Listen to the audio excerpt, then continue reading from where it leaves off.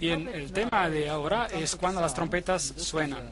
Y ese es un tema complicado y hay tantos puntos que no creo que sea bueno ser dogmático sobre esto y decir esto es exactamente lo que es. Veamos a los varios temas y veamos cómo encajan, porque tenemos mucho que aprender y estoy seguro que hay muchas cosas en el libro de Apocalipsis que se van a aclarar a medida de que se revelen los eventos de la historia. Ahora, a mucha gente le gusta poner las trompetas en el futuro y hay escuelas de pensamiento enteras sobre esto, pero ellos tienen un problema con la estructura del libro de Apocalipsis. Y veremos que es probablemente mejor guardar las trompetas en línea con la estructura de quiasmo, esa estructura que fue establecida en el Apocalipsis para que no nos perdamos. Así que, ¿qué son estas trompetas y qué significan? Primero, antes de entrar en el tema de las trompetas, hay algunos asuntos interesantes que encontramos en Apocalipsis en los capítulos 7 hasta el capítulo 9 y que forman una unidad. Por eso yo no quiero solamente hablar de las trompetas, quiero hablar del asunto de la unidad por completo. Entonces, hay una numeración de las personas de la tierra en esos temas. En Apocalipsis capítulo 7 y en Apocalipsis capítulo 9 hay el concepto del detener y soltar los vientos y están relacionados a 4 ángeles. En ambas secciones se numera a las personas. En Apocalipsis capítulo 7 el pueblo de Dios es numerado. Y en Apocalipsis capítulo 9, la contraparte demoníaca es numerada, otro pueblo. Entonces hay una numeración, los que están con Dios y los que están en contra de Dios.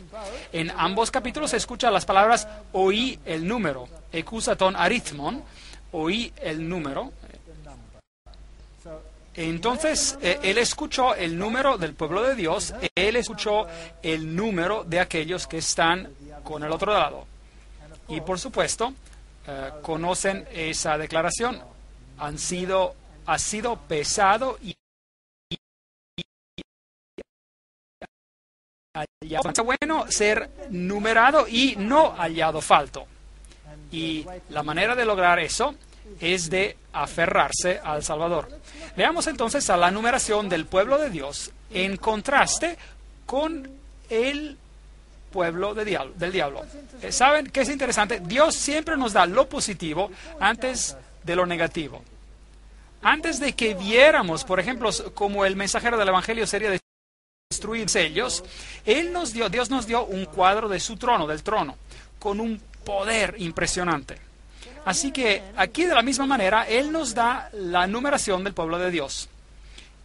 Y como dije, este capítulo está entre paréntesis, está puesto allí entre paréntesis para decirnos algo acerca del pueblo de Dios antes de que Él nos diga algo sobre las cosas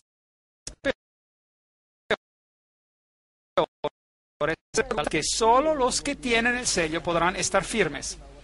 Queremos saber qué significa esto. La numeración del pueblo de Dios sucede justo antes del fin del tiempo de gracia, antes de la apertura del séptimo sello. En otras palabras, este es un asunto que sucede justo antes de la venida de Cristo, donde habrá una numeración final del número de Dios. Obviamente Dios va a esperar hasta que el número completo se haya juntado, porque Él dijo a los que simbólicamente estaban hablando bajo el altar, que ellos tendrían que esperar hasta que se complete el número, ¿no es correcto? Así que de eso se trata el asunto. Y luego llegamos a Apocalipsis capítulo 8, después del capítulo 7, y dice, cuando abrió el séptimo sello, se hizo silencio en el cielo como por media hora. Entonces, este capítulo nos habla sobre el evento del sello para el pueblo de Dios en el fin, el sellamiento. Así que leámoslo.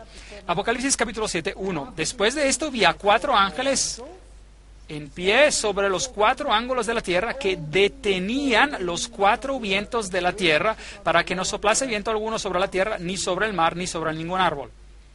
Ahora, el mar, las aguas en la Biblia son el símbolo de las naciones. La tierra es el planeta en sí mismo. El árbol en la Biblia es el símbolo del individuo. Nabucodonosor fue un árbol cortado. Vi a los malvados florecer como árboles verdes, etcétera. Entonces, ese es el símbolo de los individuos. Y estos 4 ángeles celestiales que están deteniendo los vientos de conflicto para que el pueblo de Dios sea sellado. Entonces, la destrucción, conflagración final en la tierra, el caos que vendrá, es detenido por Dios. Sin tomar en cuenta cuán grave se ve la situación, Dios sigue permaneciendo en control. Eso es lo que dice. Hay 4 ángeles que detienen los 4 vientos hasta que el número completo de Dios haya ingresado. Vi también a otro ángel que subía de donde sale el sol y tenía el sello del Dios vivo y clamó a gran voz a los 4 ángeles a quienes se les había dado el poder de hacer daño a la tierra y el mar, diciendo: no hagáis daño a la tierra, ni al mar, ni a los árboles, hasta que hayamos sellado en sus frentes a los siervos de nuestros. En sus frentes. ¿Qué hay aquí en la frente? El centro de tu inteligencia. Es el lugar donde está la capacidad que tú tienes de decidir, tu estado consciente. Esto es lo que está en tu frente. Es lo que hace la diferencia entre nosotros y cualquier otra criatura en este planeta, cualquier animal. Es el centro cognitivo, el gran centro cognitivo para poder hacer decisiones en el ser humano. Y aquí es donde se hace una decisión por o en contra de algo. Y como hemos visto anteriormente, ser sellado es establecerse en la verdad de manera que no puede ser movido. Pero Dios también sella a estos individuos. Y oí el número. Ahí oímos el número de los que fueron sellados. Y estos son el pueblo de Dios. El número de los sellados, 144,000 de todas las tribus de los hijos de Israel. Apocalipsis 7, 2 hasta 4. Algunas personas piensan que este número es un número literal y dicen que hay literalmente 144,000 que están sellados. Pero recuerden que él oyó el número. ¿Qué significa estar o ser sellado? Bueno, en 2 de Timoteo 2:19 dice: pero el fundamento de Dios está firme teniendo este sello, conoce el Señor a los que son suyos. Entonces, Él los ha sellados. Y apártense de iniquidad todo aquel que invoca el nombre de Cristo. Entonces, ¿qué nos dice esto? Estas personas han tomado la decisión de ya no hacer lo malo y de hacer lo bueno por medio del poder de Dios. Y de pedir perdón a Dios por lo malo que han hecho y de pedir ser limpiados en la sangre del Cordero. Es tan simple como es. No es un asunto complicado. Nosotros siempre lo hacemos más complicado de lo que es. Y la palabra aquí por iniquidad es maldad, injusticia, maldad de corazón y vida, una acción que viola la ley. Muy interesante. Entonces, si nos apartamos de la iniquidad, nos convertimos en cumplidores de la ley. Si amamos a Dios, guardamos sus mandamientos. Airaos, pero no pequéis. No se ponga el sol sobre vuestro enojo, ni deis lugar al diablo. El que hurtaba, no hurte más, sino trabaje, haciendo con sus manos lo que es bueno para que tenga que compartir con el que padece necesidad.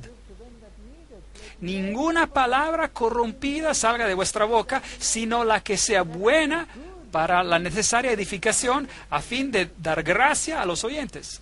No es un asunto muy complicado. Significa empezar a hacer lo que es correcto y renunciar a lo malo. Y no contristéis al Espíritu Santo de Dios, con el cual fuisteis sellados el día de la redención. Entonces, los que están sellados tienen que empezar a hacer lo correcto.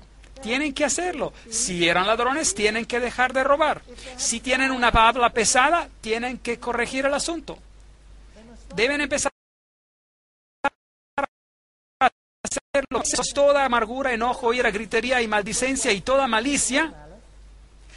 Antes, sed benignos unos con otros, misericordiosos, perdonándose unos a otros, como Dios también os perdonó a vosotros en Cristo.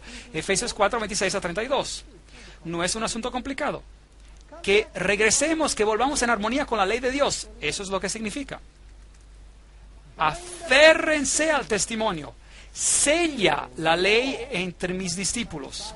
A la ley y al testimonio. Si no hablan de acuerdo a esto, es porque no les ha amanecido. No podemos decir, soy un hijo de Dios, pero puedo vivir como vivía antes. No, no. A la ley y al testimonio. El hacer tu voluntad, Dios mío, me ha agradado. Tu ley está en medio de mi corazón. Salmos 48. Por lo cual, este es el pacto que haré con la casa de Israel después de aquellos días, dice el Señor. Pondré mis leyes en la mente de ellos. ¿Dónde está eso? Está en la frente.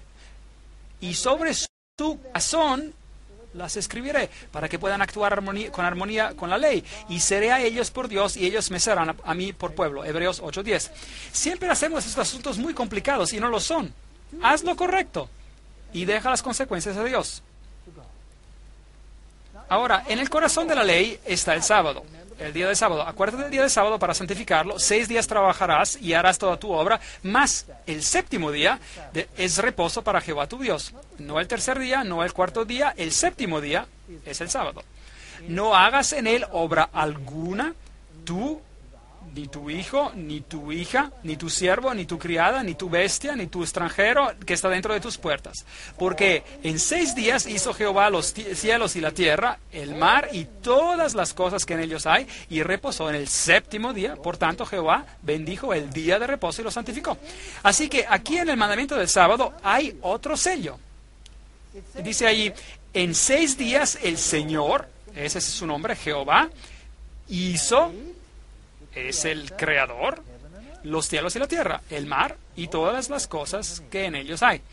Entonces, si miramos a Éxodo capítulo 20, versículo 11, porque en 6 días hizo el Señor los cielos y la tierra, el mar y todas las cosas que en ellas hay.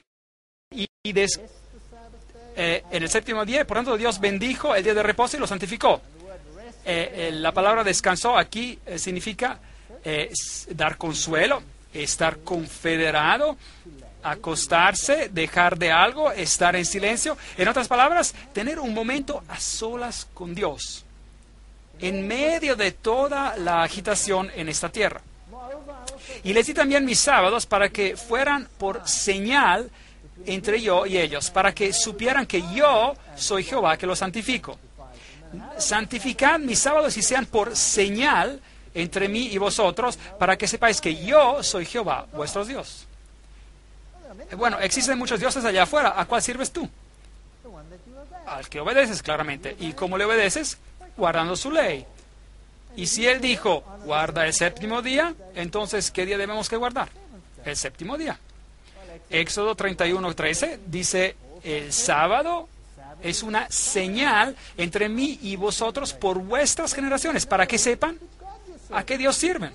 Soy yo, el Señor del sábado. Hola, yo soy.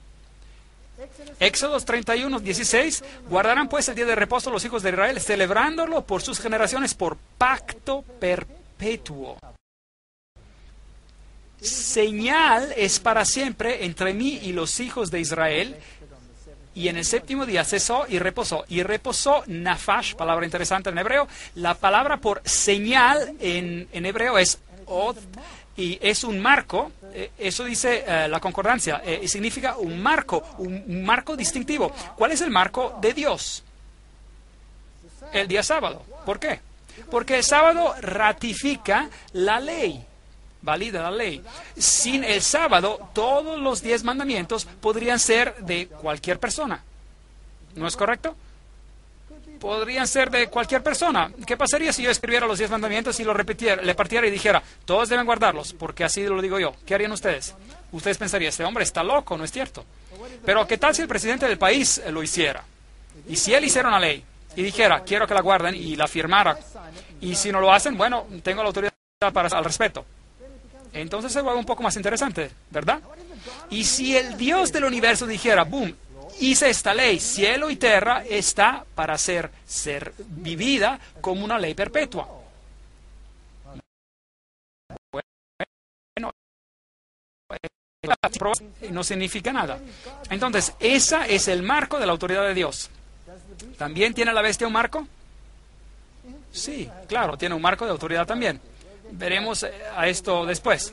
Debemos entender que el marco de Dios, su señal o sello, así como un sello de autenticidad, autentifica un documento. El presidente de los Estados Unidos, por ejemplo, ese es su sello, el sello del presidente americano, o el típico sello real, que dice al rey tanto el nombre,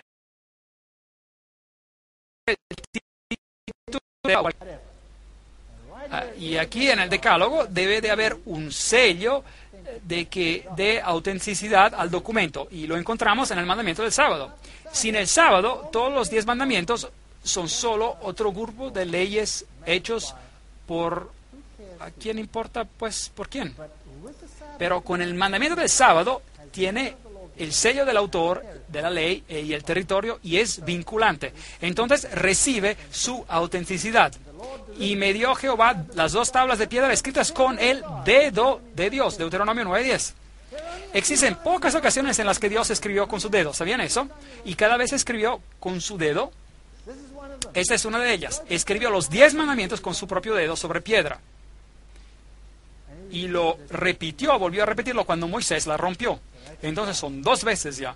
Y luego, cuando el reino de Babilonia llegó a su fin, Dios escribió con su dedo en la pared. Y el profeta Daniel dijo, Mene, Mene, Tekel, Ufarsim. Eso es lo que significa. Tu reino ha sido nombrado, contado y dado a los medos y a los persas. Hay otra ocasión en la que Dios escribió acá, cuando hubo un juicio final que sirve de símbolo para su venida final. Y hubo otra ocasión en la que Dios escribió sobre la arena. Fue cuando todos los acusadores vinieron y acusaban a una cierta mujer, María, que fue encontrada en adulterio. Y Jesús se agachó y escribió con su dedo en la arena. Me pregunto qué habrá escrito, porque cuando lo leyeron, todos se fueron y no tuvieron nada más que decir. Aquel que esté libre de pecado, sea quien tira la primera piedra. Tal vez vieron cosas escritas que no les gustó leer. ¿Es posible? Sería interesante saberlo. Entonces, para santificar, los 6 días trabajarás y harás toda tu obra, pero el 7º día es de reposo para Jehová, tu Dios. Porque en 6 días hizo Jehová, el Señor, hizo el Creador, los cielos y la tierra. Ahí lo tienen. El Señor, el Creador de los cielos y de la tierra, dando autenticidad a todo su documento. Aquí tiene su nombre, su título y su territorio. Y les di también mis sábados para que fueran por señal entre yo y ellos, para que supieran que yo soy el Jehová. ¿Cómo debemos guardarlo? Leímos sobre esto. No hacer nuestra propia voluntad. Es asombroso cuán pocas reglas hay en cuanto a guardar el sábado. Los judíos no lo soportaron, así que hicieron varias miles de reglas para cómo guardar el sábado. En lugar de dejar este asunto a la conciencia, ni buscando tu propia voluntad, esto parece sensato, llamándolo santo, honorable, honrando a Dios, no andando en tus propios caminos, ni buscando tu voluntad, hablando tus propias palabras, entonces te deleitarás en el Jehová. Estas son las cosas positivas que salen del sábado. No un día de miseria. A propósito, hoy es el 7º día, es el sábado. ¿Hemos tenido un día miserable hasta ahora? Yo no. ¿Y fue solo para los judíos? No. Y a los hijos de los extranjeros que sigan a Jehová para servirle, que amen el nombre de Jehová para ser sus siervos, a todos los que guarden el sábado, yo los llevaré a mi santo monte y los recrearé en mi casa de oración. No era un sábado judío, de hecho viene desde el Génesis y viene desde la creación. Porque mi casa será llamada casa de oración para todos los pueblos. El sábado era para todos. Isaías 56, 6-7.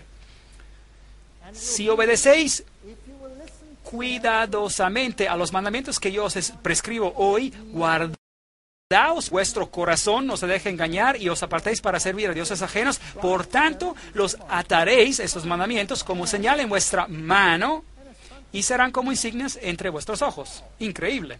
Los mandamientos deben de estar en las manos y en las frentes. ¿Qué significa esto? Así que los escribieron, los pregaron aquí y los amarraron alrededor de sus manos. Trabajo hecho. ¿Creen que eso es lo que Dios tenía en mente? Y de alguna manera yo no lo creo. Eso es ritualizar la ley. Y puede ser esfuerzo sincero, pero no es lo que se quiere decir aquí. Significa que debemos pensar y actuar de acuerdo a la ley. Eso es lo que Dios quiere. Y Dios dice que sus mandamientos deben de estar en tu mente y en tus acciones, y otro poder vendrá y dirá, no, no, no, no, mis mandamientos en tus mentes y en tus acciones. Es una diferencia interesante, pero bueno, no vamos a tratar de esto ahora. Deuteronomio dice lo mismo en la mano y o en la frente, Deuteronomio 6, 6, 8. Y será como un memorial delante de tus ojos y en la mano, para que la ley de Jehová esté en tu boca. Éxodo 13, 9. Dios tiene algo que debe ser sellado en la mente. La ley y el sábado es la señal de la ley en una manera particular. Entonces, el propósito del sábado era que sea un día de descanso, un día de bendición, un día de paz, un señal, una memorial de la creación, un símbolo de la santificación, un día venerable, un pacto perpetuo. Esas fueron las razones por las cuales Dios dio el día de sábado, de manera de que no nos olvidáramos de Él y de lo que Él ha hecho por nosotros. Entonces, la ley de Dios en su totalidad, con el reconocimiento de su autoridad en nuestras vidas, nos traerá en armonía con el cielo, por medio de la redención que está en Cristo Jesús. Y esto es lo que significa ser sellado, es volver a estar en armonía con Dios. Entonces, ¿cuántos son sellados?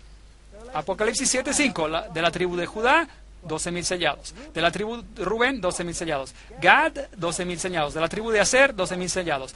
De la tribu de Naftali, 12,000 sellados. Y llegamos hasta la tribu de Manases, 12,000 sellados. Y de la tribu de Simeón, Levi, Isaacar, Zabulón y José, Benjamín. Y todos fueron sellados, 12,000. Entonces, ¿creen que es un número literal? Exactamente 12,000 de cada tribu. ¿Qué hay de nosotros, pues? Después de esto miré y he aquí una gran multitud. Ven, él escuchó, él oyó el número, pero mira, y ve y mire, y he aquí una gran multitud de la cual nadie podía contar, de todas las naciones y tribus y pueblos y lenguas, que estaban delante del trono y en la presencia del Cordero, vestidos de ropas blancas y con palmas en las manos. Algunas personas hacen discursos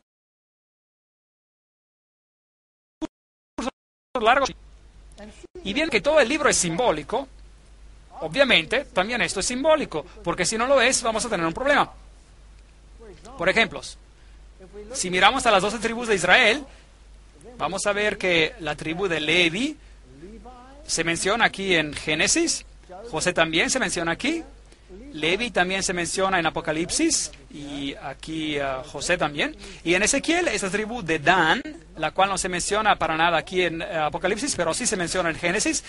Tenemos a Efraín, que se menciona en Ezequiel, y aquí no se menciona nada en Apocalipsis. Entonces, ¿qué tribus tomaríamos en cuenta si hacemos este número literal? Vamos a estar en problemas. Nadie va a ser salvo de Efraín y de Dan. Los de la tribu de Dan fueron malos e hicieron cosas malas. Entonces, obviamente es un número simbólico. Y no creo que debamos ir más allá con esto. Es una multitud de doces. Pues no es judío el que lo es exteriormente y la circuncisión la que se hace exteriormente en la carne, sino que es judío el que lo es en lo y la del espíritu, no en letra, la alabanza del cual no viene de los hombres, sino de Dios. Romanos 2, 28, 29. ¿Serán salvos solamente los judíos de las tribus literales? ¿Qué pasará con los gentiles que se han convertido por medio del anuncio del Evangelio? No podemos hacer de los 144,000 un número literal. Y en cualquier caso, ¿quién es judío? ¿Quién es un cristiano? Es el que lo es en el interior. Galatas 3:29 dice, y si vosotros sois de Cristo, ciertamente linaje de Abraham sois y herederos según la promesa. Entonces, ¿en qué nos convierte? Me da la oportunidad a mí de pertenecer al linaje de Abraham. Linaje de Abraham y heredero según la promesa, si acepto a Cristo. Bueno, yo no era un judío, era un pagano. Pero en Cristo puedo ser del linaje de Abraham, porque Cristo es del linaje de Abraham. Y si yo estoy bien, entonces soy redimido. Ahora, la pregunta de judío o cristiano ya no es relevante. Si tienes a Cristo, eres del linaje de Abraham. No importa cuáles fueron las circunstancias de tu nacimiento. Porque en Cristo Jesús ni la circuncisión vale nada. Y a todos los que anden conforme a esta regla, paz y misericordia sea a ellos y al Israel de Dios. Gálatas 6, 15, 16. Entonces, ¿cómo llego a ser parte del Israel de Dios? El pueblo de Dios a lo largo de todos los siglos. Yo acepto al Cordero de Dios. El judío no se salvaba por guardar la ley. Tenía que traer a un cordero y matarlo. Y era salvo por la sangre del cordero. Tal vez rechazaron al cordero años después, pero ese era el método por el cual era que él se expiaba. Y clamaba a gran voz diciendo: la salvación pertenece a nuestro Dios que está sentado en el trono y al Cordero. Y todos los ángeles estaban en pie alrededor del trono y de los ancianos y de los 4 seres vivientes, y se prostraron sobre sus rostros delante del trono y adoraron a Dios, diciendo: amén, la bendición y la gloria y la sabiduría, la acción de gracias y la honra y el poder y la fortaleza sean a nuestro Dios por los siglos de los siglos. Amén. ¿Quién gana? Jesús gana. Nuevamente tenemos este maravilloso tema donde Jesús aparece en el Apocalipsis y nos habla sobre los redimidos y cómo son sellados. Tan arraigados en la verdad que no pueden ser movidos, nuevamente en armonía con la ley de Dios, salvos por la sangre del Cordero, antes de darnos las malas noticias. Es un tema en el libro de Apocalipsis. No debemos temer porque Él es victorioso. Él es el Rey de Reyes. Entonces uno de los ancianos habló diciéndome: estos que están vestidos de ropas blancas, ¿quiénes son? ¿Y de dónde han venido? Y yo le dije: Señor, tú lo sabes. Y él me dijo: estos son los que han salido de la gran tribulación y han lavado sus ropas y les han emblanquecido en la sangre del Cordero. Por esto están delante del trono de Dios y le sirven día y noche en su templo. Y Él que está sentado sobre su trono extenderá su tabernáculo sobre ellos. Esa es la conclusión del asunto. Una gran historia sobre la victoria de Jesucristo antes de que lleguen las malas noticias.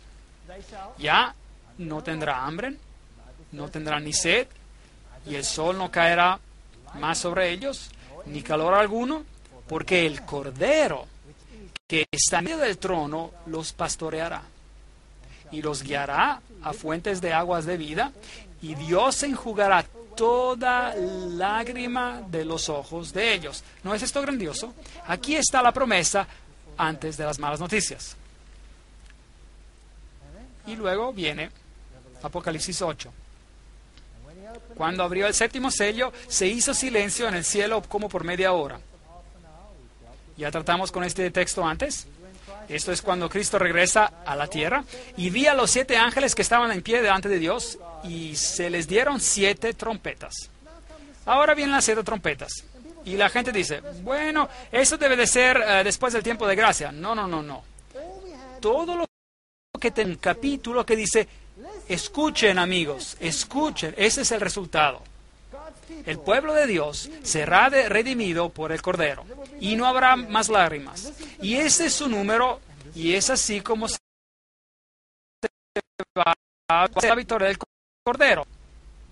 Ahora déjenme darles las malas noticias. Esto es lo que va a pasar en la historia. Y aquellos que rechazaron a la palabra de Dios y rechazan a Jesucristo también serán numerados. Y tristemente, el número va a verse algo diferente. Veamos a lo que pasa. Y vi a los 7 ángeles que estaban en pie ante Dios, y se les dieron 7 trompetas. Otro ángel vino entonces y se paró ante el altar con un incensario, y se le dio mucho incienso. ¿Dónde está parado este ángel? ¿En qué altar? El altar del incienso. ¿El altar del incienso estaba en el primer aposento o estaba en el segundo aposento del templo? Estaba en el primer aposento. Así que no puede ser esto, no puede ocurrir esto después del cierre del tiempo de la gracia. Jesús aún está ministrando en el primer aposento. Todavía tiene que entrar al segundo aposento, y cuando eso acabe, llega el fin. Y luego será demasiado tarde. Así que aquí nos encontramos en qué parte del quiasmo, de la estructura de Apocalipsis nos encontramos en la primera parte. Jesús todavía está en el lugar santo. Y muchas personas quieren tomar esas profecías y ponerlas, arrojarlas al futuro y en el brazo escatológico de los eventos finales ilustrados en el libro de Apocalipsis, y violan, haciendo esto, la estructura del quiasmo. No podemos violar la estructura del quiasmo. No podemos sacar algo de su posición y ponerlo donde nos da la gana. Tenemos que obedecer a las reglas. Por eso es que está escrito de esta manera, para que no se pueda hacer eso. Se le dio mucho incienso. Aquí está el altar del incienso para añadirlo a las oraciones de todos los santos sobre el altar de oro que estaba delante del trono. Este es el pequeño altar del cual estamos hablando. Y de la mano del ángel subió a la presencia de Dios el humo del incienso con las oraciones de los santos. Hay gente orando. Todavía hay aquí algunas necesidades. Esto no puede ser después del tiempo de gracia, justo antes del tiempo del fin. No. Es un proceso continuo, se está hablando acá, por lo que sugiere que sigamos el mismo proceso que los otros. Es un modelo en las profecías de la Biblia. El libro de Daniel hace lo mismo. Daniel capítulo 2 va a lo largo de la historia de la humanidad, y Daniel capítulo 7 recapitula otra vez el mismo tema, pero en otro formato, y Daniel 8 toma otra vez el mismo tema y lo recapitula de otra forma. Y así usted tiene diferentes vistas, cuadros que llevan a la luz. Lo mismo con el libro de Apocalipsis. Vemos a las 7 iglesias, esta es la posición de la iglesia. Vemos a los 7 sellos, esta es la posición del anuncio del evangelio. Y ahora vemos a las trompetas que hablan de los juicios. Porque hay una numeración y somos hallados faltos o hallados justos. Aquí es un asunto de juicio. ¿Y quién es el juez? Jesús. Él decide quién lo logra y quién no. Y no ignora las oraciones de los santos. Es por medio de su mediación que ellos son aceptables a los ojos de Dios. Así que el mérito de Jesucristo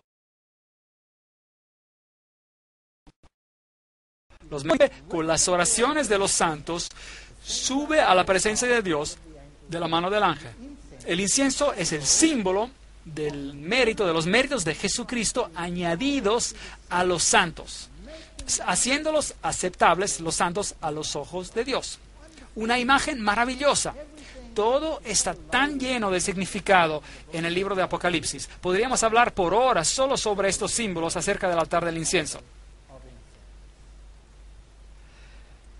Y el ángel tomó el incensario y lo llenó de fuego del altar y lo arrojó a la tierra, y se va, boom, y allí baja, y hubo truenos y voces y relámpagos y un terremoto. Apocalipsis 8:5. Bueno, los juicios llegan a la tierra, y después de los juicios finales, así como Jesús murió en la cruz y dijo, consumado es, y todo se cumplió, también aquí todo se cumple y la numeración también se cumple. Y usted estará o con las ovejas o con los cabritos, dependiendo de su decisión. Entonces, ¿qué son estas trompetas en Apocalipsis? Hay 7 trompetas y cada una anuncia algo que pasa aquí en la tierra. Apocalipsis 8:6. Y los 7 ángeles que tenían las... Veamos lo que pasa. Déjeme recapitular. El brazo histórico tenía las 7 iglesias, los 7 sellos, y como todavía estamos tratando con el tiempo simbolizado por el altar del incienso, estamos viendo el tiempo antes de que Jesús entre en el lugar santísimo. Entonces estamos tratando con el brazo histórico del Apocalipsis. Las trompetas están en este lado del quiasmo y no las puedo remover y ponerlas en el otro lado.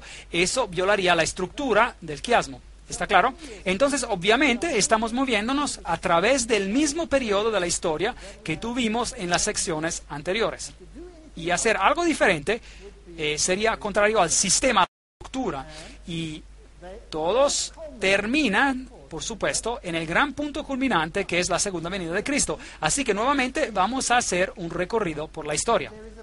Existe un paralelo entre lo que pasa mientras suenan las trompetas y las últimas 7 plagas. Ese es un punto interesante. Las 7 trompetas suenan el día antes de la expiación, así es. Y las últimas 7 plagas suceden después del día de la expiación. En otras palabras, cuando Cristo sale del lugar santísimo, entonces las 7 plagas caen. Entonces, si vemos aquí a las trompetas, vamos a encontrar que afectan lo siguiente. La tierra, capítulo 8, 7. El mar, capítulo 8, versículos 8 y 9. Los ríos y las fuentes, capítulo 8, versículos 10 y 11. El sol, la luna y el abismo, salen langostas, versículo 9, capítulo 9, versículos 13 y 21. El río Eufrate, capítulo 9, 13 a 21. Voces fuertes, el reino de Cristo, 11, 15 y 18. Y hemos seguido un proceso. Y cada vez se afecta un tercero, la tercera parte. Y si vemos a las 7 plagas, existe un paralelo. La primera plaga cae sobre la tierra. La segunda afecta al mar. La tercera a los ríos y las fuentes, igual como las 7 trompetas. Y luego el sol, igual que allí. Oscuridad en el trono de la bestia. Luego está el río Eufrates, que vimos también del otro lado. Y luego viene una gran voz, ya está hecho. ¿Ven? Aquí está el está hecho. Esto es lo que pasa después del tiempo de gracia. Y esto debe suceder antes del tiempo de gracia. Porque es solo una tercera parte. No es todo, solamente una porción se ve afectada. Y hay lugar para el arrepentimiento. Y es en el tiempo de mediación cuando Cristo está sirviendo en el santuario celestial, en el primer aposento. Y esos son asuntos muy importantes cuando tratamos con estos textos. Porque existe hoy la tendencia de tomar a las trompetas y ponerlas en el mismo periodo o ponerlas justo antes de este periodo aquí. Y ese es un problema, porque no solamente violamos la estructura del quiasmo, también violamos la idea de que hay solo una parte afectada, solo una parte que está destruida. Jesucristo está en control. El número del pueblo de Dios, capítulo 7, ahora las trompetas y la numeración del pueblo de la tierra y los problemas que todo esto involucra. ¿Quién va a ganar? ¿Jesús o el otro poder? Ya sabemos la respuesta. Podemos relajarnos mientras hablemos de las trompetas. Que el Señor nos haga conscientes del hecho de que Jesús está en control.